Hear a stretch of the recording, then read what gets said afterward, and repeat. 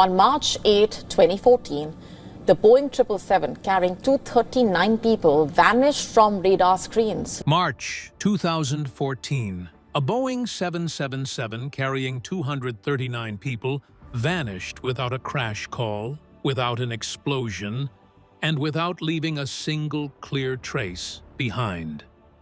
The Malaysian government and international teams spent more than $200 million searching the Indian Ocean.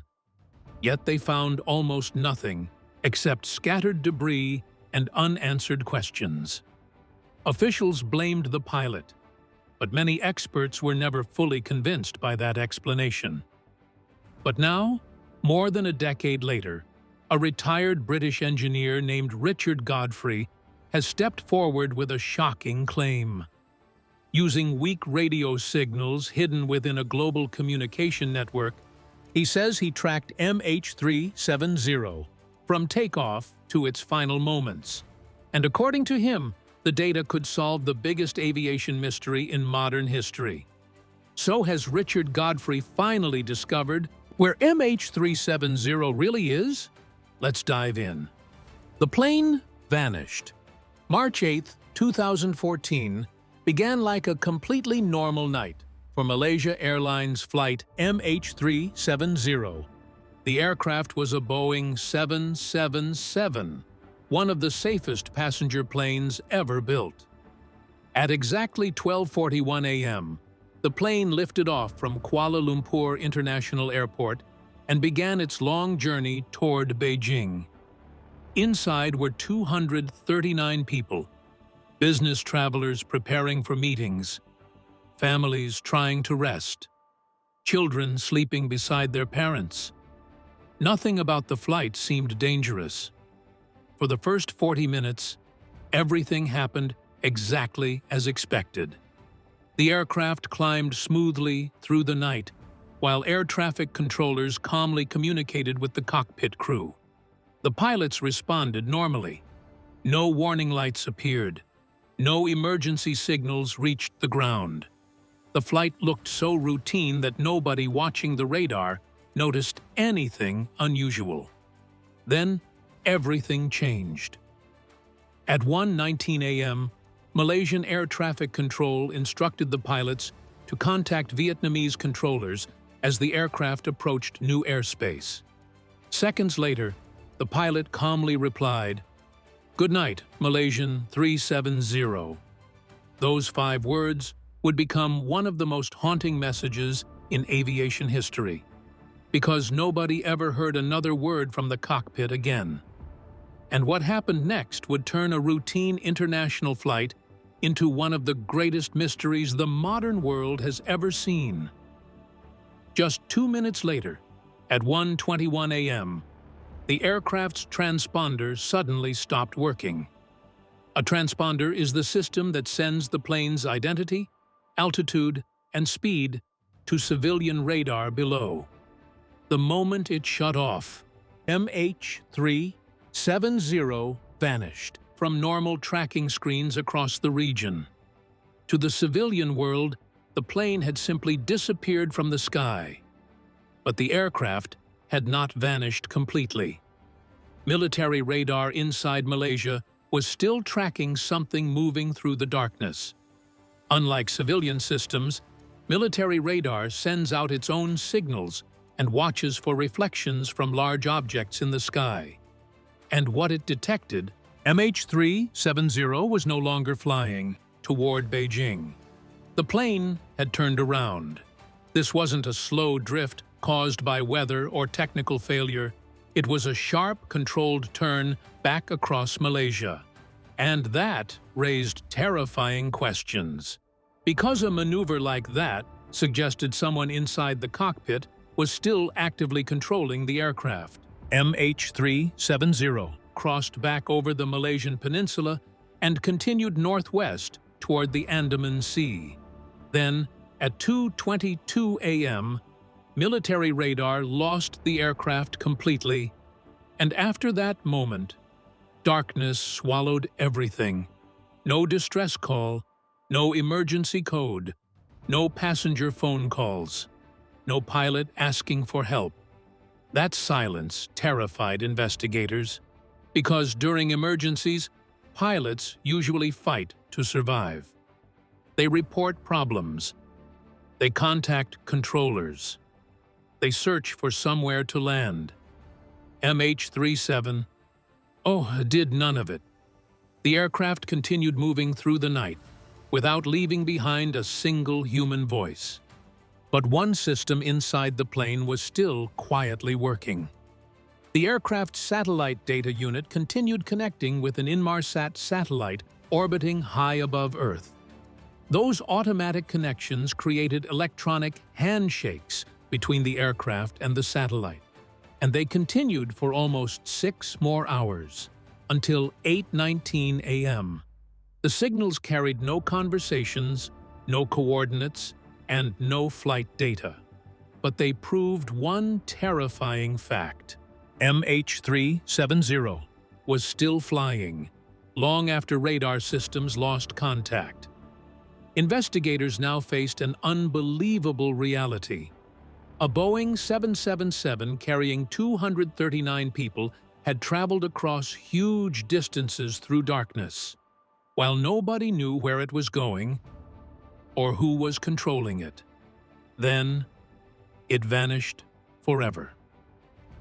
What followed became one of the largest search operations in aviation history.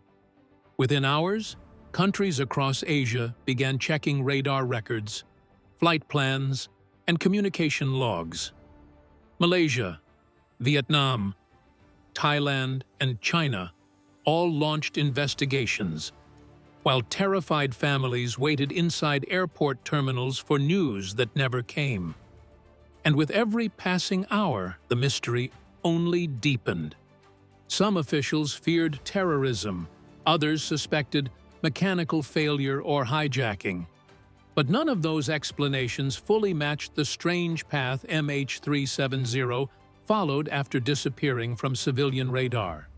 In fact, the deeper investigators examined the timeline, the more deliberate the disappearance started to look. And soon, those silent satellite handshakes pushed investigators toward a theory that would trigger one of the most expensive search operations in aviation history: the failed search. After studying the satellite handshakes from March 8, 2014, investigators developed a new theory about where MH370 ended its flight. The signals came from an Inmarsat satellite operated by a British company. To decode them, investigators focused on two measurements known as BTO and BFO. BTO, or burst timing offset, measured how long each signal took to travel between the aircraft and the satellite. BFO, burst frequency offset, measured tiny shifts in signal frequency. Alone, the numbers meant very little. But together, they allowed experts to estimate the aircraft's direction and distance during its final hours in the air. Using those calculations, investigators created two possible flight paths. One route stretched north across Asia, but officials quickly rejected that theory because military radar systems across multiple countries should have clearly detected the aircraft. The second route curved south, deep into the empty Indian Ocean. And soon, that southern path became the official explanation accepted by governments, investigators, and news organizations around the world. The final satellite handshake arrived at 8:19 a.m. on March 8, 2014. That last signal created what investigators called the seventh arc, a massive curved line stretching across the southern Indian Ocean west of Australia. Officials believed MH370 ran out of fuel shortly after sending that final handshake, before crashing somewhere deep beneath the ocean along that arc. And soon after, one of the largest search operations in aviation history began. Australia, Malaysia, and China joined forces during the mission. Search teams deployed ships, sonar systems, underwater drones, and advanced mapping technology to scan nearly 120,000 square kilometers of ocean floor. Governments spent more than $200 million searching for the missing Boeing 777. But despite years of effort, investigators found almost nothing. No black boxes, no engines, no passenger seats, and no massive debris field from the aircraft. Then, in July 2015, something finally appeared. A damaged wing component known as a flaperon washed ashore on Reunion Island near Africa. Investigators later confirmed it belonged to MH370. More debris pieces were eventually discovered near Madagascar and nearby coastlines. But even those discoveries failed to reveal the exact crash location. And slowly, new doubts began spreading. Some experts believed the aircraft slammed violently into the ocean. Others believed someone remained in control of the plane until the very end. As the years passed, confidence in the official theory slowly began to collapse. Investigators eventually admitted that much of the search depended on estimated calculations rather than exact flight data. Experts had to make assumptions about fuel usage, flight speed, altitude, and whether the autopilot stayed active during the aircraft's final hours. And as more uncertainties became public, families started losing trust in the investigation itself. Around the world, people began asking a terrifying question. What if search teams had spent years looking in the wrong part of the ocean? That growing doubt soon shifted attention toward Captain Zahari Ahmad Shah and his actions before MH370 disappeared forever. And the deeper investigators looked into the experienced Malaysia Airlines pilot, the darker the mystery became. The pilot mystery. In March 2014, Zahari was 53 years old and had more than 18,000 hours of flying experience with Malaysia Airlines. Friends described him as calm, professional, and deeply passionate about aviation. He built flight simulators at home, loved long-haul flying, and spent years training younger pilots. At first, investigators found nothing in his background suggesting violence, extremism, or mental instability. But as the search continued without answers, public attention slowly shifted toward the cockpit. And soon, media outlets across the world began promoting a dark theory. They claimed Zahari had hijacked his own aircraft and deliberately guided MH370 into the ocean. To many people, the explanation sounded simple. And during terrifying mysteries, simple answers often feel comforting. But the deeper investigators looked into the evidence, the stranger the story became. After March 8, 2014, authorities searched Zahari's home. Inside, they found a homemade flight simulator. That alone was not unusual. Experienced airline pilots often use simulators to practice routes and emergency procedures. But then investigators recovered deleted flight data from the computer. And one route appeared to end deep in the southern Indian Ocean. The discovery exploded across international news almost immediately. Many people believed the simulator proved Zahari had planned the disappearance long before MH370 ever left Kuala Lumpur at 12:41 a.m. But experts later warned the evidence was far less clear than headlines suggested. The recovered route appeared incomplete. Investigators had used advanced forensic software to rebuild damaged files from different simulator sessions. Some analysts believed the route may have combined several unrelated practice flights, rather than one carefully planned mission. And that only deepened the confusion, because other details surrounding MH370 made even less sense. Whoever controlled the aircraft switched off the transponder at exactly 1:21 a.m. That required timing, precision, and technical knowledge. Soon afterward, the plane made a sharp turn across Malaysia, flying directly back into military radar coverage. And investigators kept asking the same question. If someone wanted complete secrecy, why fly through monitored airspace instead of crashing immediately? Then came another disturbing detail. MH370 continued flying for nearly 6 more hours after disappearing from civilian radar. Experts struggled to explain that behavior. Most pilot suicide cases end quickly, but MH370 remained in the air silently, traveling huge distances over open ocean.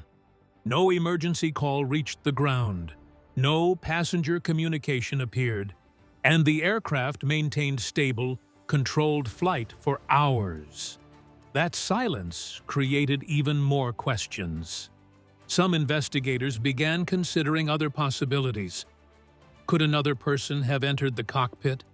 Was there outside pressure, a hijacking, forced cooperation? Years later, another aviation incident reminded experts that cockpit breaches were still possible even on modern aircraft.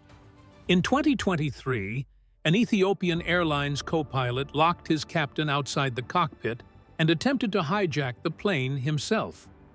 The incident shocked aviation experts worldwide and reopened uncomfortable questions surrounding MH370. As the years passed, the theory against Zahari never fully disappeared. But it never completely convinced everyone either.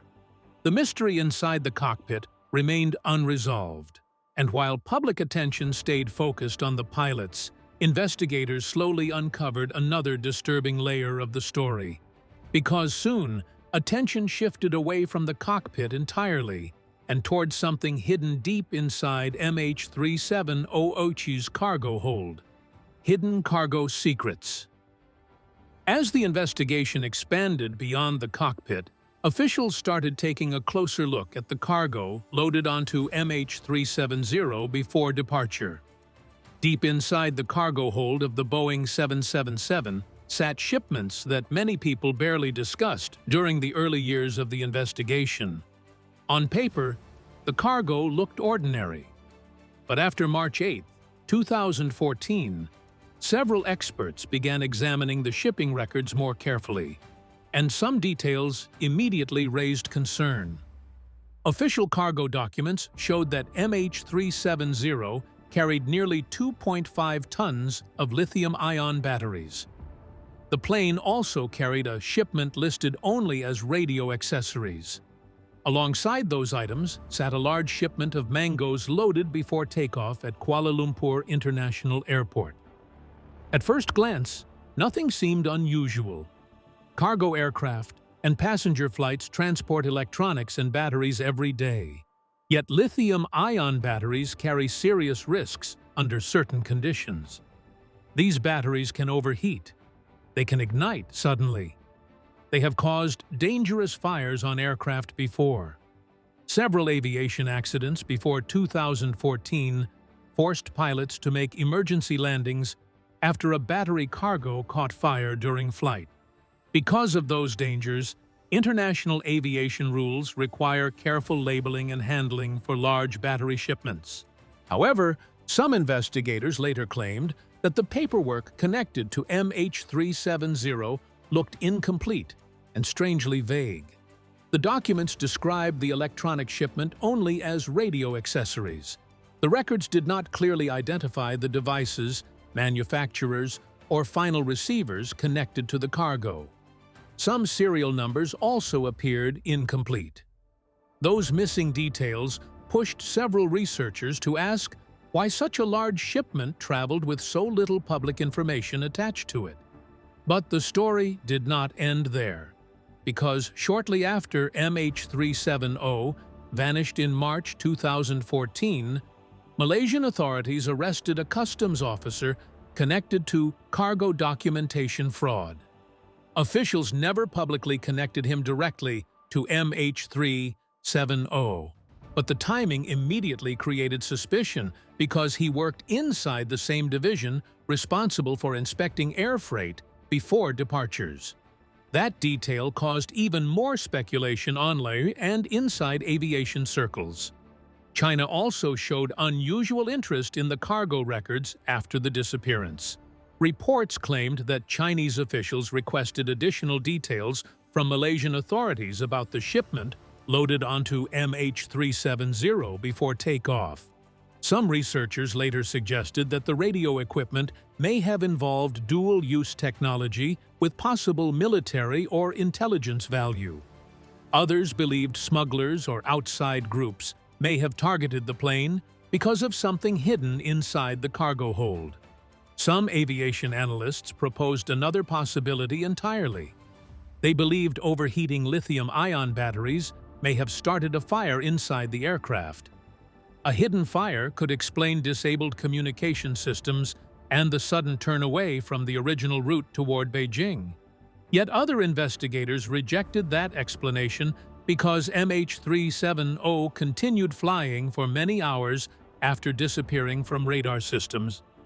As public attention focused mostly on the pilots and satellite data, one person quietly kept studying the strange cargo records from March 8, 2014.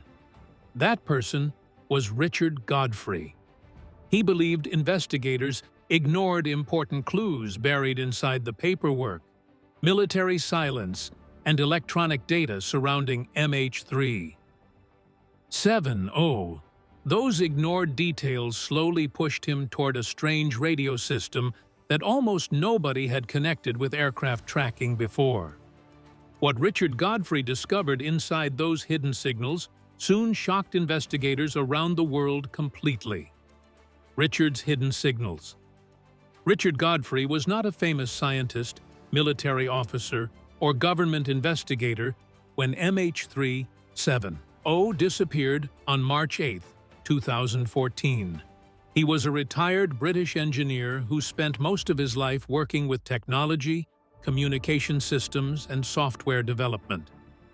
Public records reveal very little about his exact date of birth or private childhood life, but people who knew him described him as deeply curious from a young age.